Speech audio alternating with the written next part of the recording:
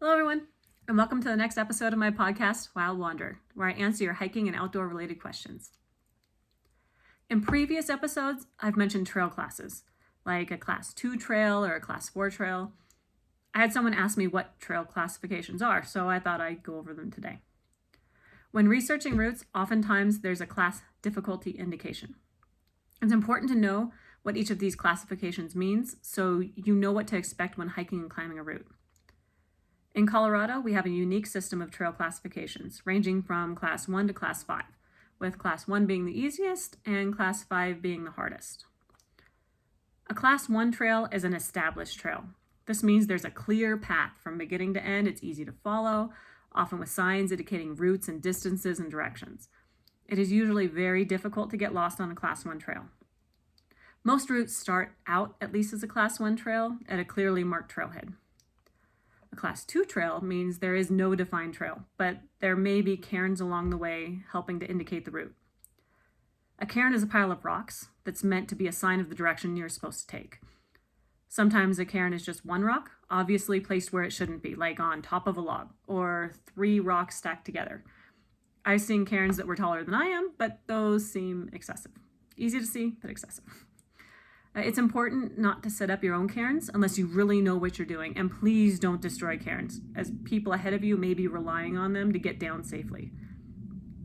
A Class 3 route means scrambling, and it's easy to remember because it requires 3 points of contact, either 2 hands and 1 foot or 2 feet and 1 hand, on the rock at all times as you pull yourself up and over those rocks. For Class 3 routes and above, you should be wearing a helmet. If you fall on a Class 3 route, you will probably get injured because there's usually some exposure involved. Exposure means there's a high risk of injury if you fall due to the steepness of the terrain. As you progress to a Class 4 route, you usually need 4 points of contact most of the time, and the exposure is more dramatic. If you fall, you will get injured. With a Class 4 route, there are fewer handholds and footholds than on a Class 3 route, and a lot of people like to use ropes just for added security. A Class 5 route means you'll need ropes to either ascend or descend. Obviously, a helmet is required, and if you fall without using ropes properly, it will most likely lead to death. Class 5 exposure is usually extreme. I've been on Class 5 routes with over 2,000 feet of exposure, meaning if I fell, I was going to fall 2,000 feet before reaching anything solid. A Class 5 route should only be attempted after rock climbing training has been completed, where you'll learn that Class 5 actually has several levels of difficulty classifications beyond just being Class 5. Now, one time I was on a Class 3 route that could be made into a Class 5 route if you wanted to make it a loop, or it could stay Class 3 if you just wanted to go out and back. I decided to make it an out and back hike, and I met 2 climbers on my way down who were headed up. They were carrying a rope. Just a rope. Not a helmet or a harness or a belay device or water or a backpack or any of the other things needed to successfully climb in Class 5 terrain. I asked them why they brought the rope, and they said because the route description said to bring a rope.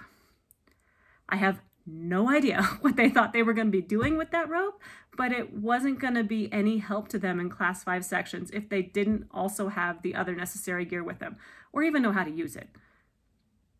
Not knowing how to properly use your gear can have devastating consequences for you or your team in the backcountry, so please do your research before heading out.